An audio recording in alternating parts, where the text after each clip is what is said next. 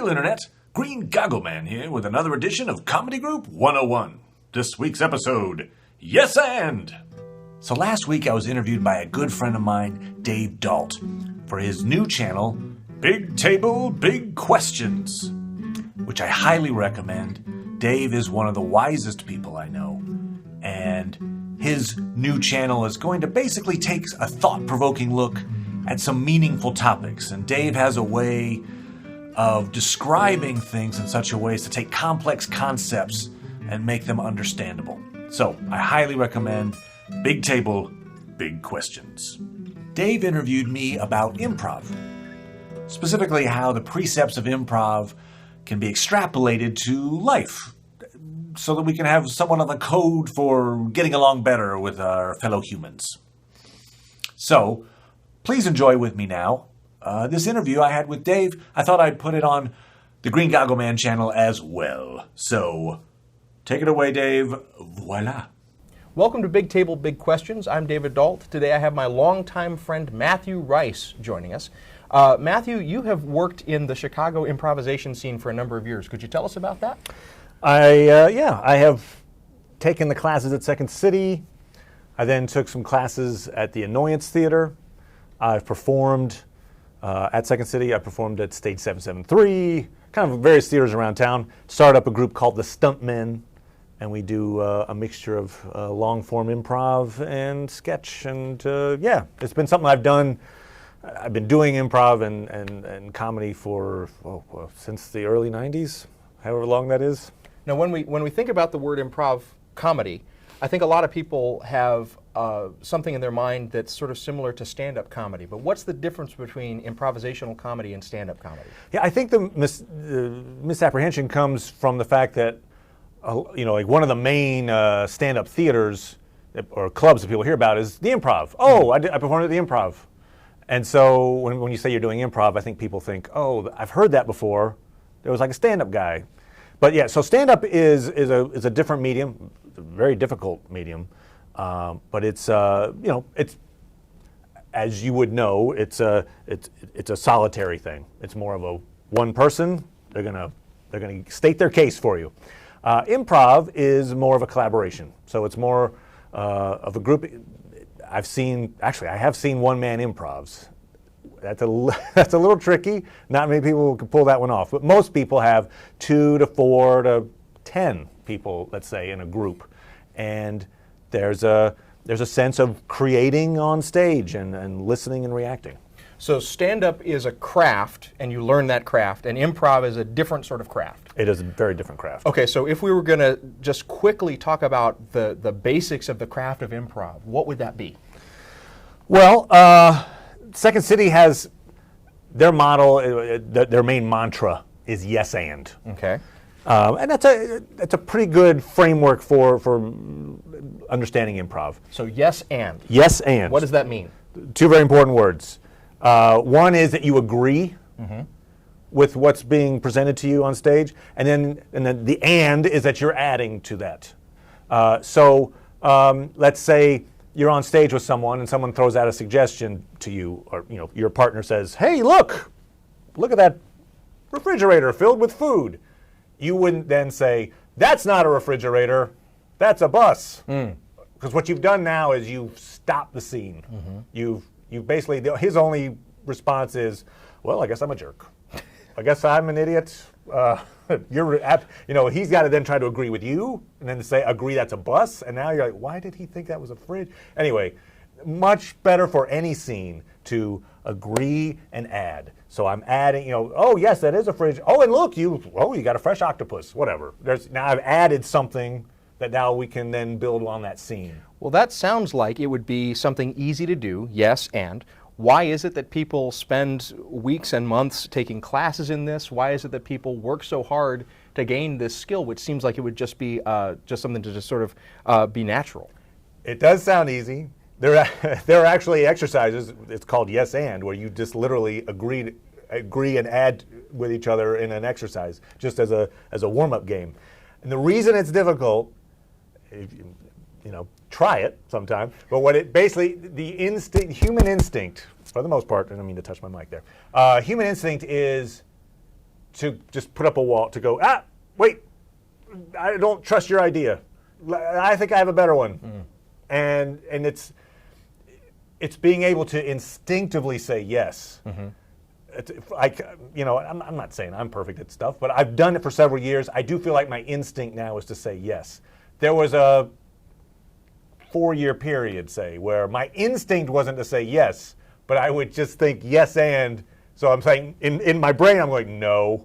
And I'm, yes! And so it took that long to kind of train myself to go, I agree with whatever this premise is, we're going to go with it. I commit to this, and yes, we're going to go with that. So the reflex that you're talking about is normally we want to put up a barrier and say, maybe I have a better idea, or maybe I don't trust you to go down that way. But you say that over time, you can start literally forcing your reflex to change in a different direction and instead to shift to, let's trust what's going to come, and let me trust the person that I'm interacting with. Yeah. I would say when I first started it, I wasn't doing improv. I mean, legitimately, I'd get on stage and I would try my darndest to figure out, like, okay, if we get this suggestion, maybe I could do that character, or maybe I could do this thing and I could say this funny. Like, I was trying so hard to script improv, which I think is probably not uncommon. I think people attempt to script improv. And if you do it in a limited enough dose, you can do it. Like, it's hard work and it's not fun. It's actually, like, the stress level was killing me to try to come up with this improv thing. And it was only when I joined an improv group in Lawrence, Kansas, and we started doing improv all the time, that I immersed myself in it, and I just came to a point where it's like, I can't do this anymore. I can't pre-plan this. I can either stop doing it, or I can just give myself over to this process and just see what happens. And when I did, I realized the sun came up the next day. I wasn't dead. And it was actually much more fun to just play than to try this, like, the gritting of the teeth pre-planning thing that I think almost everybody has to go through in that. And you just don't have the courage to step up and say, I'm open to whatever comes, and we're going to make something awesome out of this. It's a tough hurdle to climb. Now here's the big question. Let's take this off the stage and let's take this into everyday life. How can what you're telling us about improv, how can that help people in their everyday lives? How can that help people in their everyday interactions? Why is improvisation a helpful skill to take from a closed space like a theater and to bring into everyday life? I would say one of the things that I've noticed from saying yes and in theater, and I think this can extrapolate, is when I come into a scene, let's say I'm doing I have a better idea. I've got that mindset. I'm never open to this, whatever this concept is. If I'm that way, I'm never going to know what that collaboration might have brought. And so many times, practically every time I'm on stage with the crew, we go in a direction I didn't think would happen. And I never could have written it down. I never could have planned it. And it's so much better as is collaboration when all these minds go into creating something that no individual could have created on their own. And I think that's where, if you extrapolate that out into the real world, the idea that you are a much more powerful force as a group than you are just one person with, I think I've got this idea, and let's just go with my idea. Stop, don't talk to me anymore. I'm going to need this one. I think you close yourself off to a lot of possibilities that you would otherwise be able to embrace. And so that starts with the fundamental practice of learning to say yes and. Agreed. But it's not limited to just what you do in a theater. And so if we have one takeaway here from this conversation today, it is learn to say yes and, learn to practice that in your everyday life, but then also don't be afraid to kind of follow what happens. Don't be afraid to sort of open yourself up to the risk. What's the downside? What's the downside? Well, that's the thing. On stage, there is no downside, sure, but you think there is. Mm-hmm. Again, it's that instinct of, oh my God, oh my God, oh my God, oh my God, oh my God. I don't know about that fridge. That fridge could the audience is going to hate me. They're gonna boo, and they'll walk out, and I'll never perform again. And I'm like, I assume that's kind of what's going through your brain, is this will be the worst moment possible if this goes wrong. And it's not.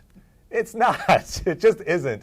And it's another mantra of Second City is there are no mistakes. And I suppose in the real world, I suppose there are mistakes that can be made, yes. But in the context of saying yes and to someone's idea, the downside is pretty low. I would say, and on stage, it's zero. It's literally zero to go with someone's idea and see where that takes you. And in real life, I mean, there are certainly risks to be sort of bested in that moment. But it sounds like even in real life, if you get practiced at this, the bar would be pretty low. Yes. Yeah. That's it for Big Table, Big Questions. Thank you to my guest, Matthew Rice. Thank you very much. You can see him on his own YouTube channels, The Dork Lords and Green Goggle Man. You can catch him on stage here in Chicago with the Stuntmen at various clubs like Stage 773 and the Second City Theater, among others. But thank you very much for being with us today. Thank you, sir. Awesome. Always a pleasure. So that was Dave Dault and myself talking about Yes And. Hope you liked it. If you did, please hit like, subscribe, share, make a comment if you wish, and please check out Big Table, Big Questions. This is Green Goggle Man saying, Goggle Powers, activate!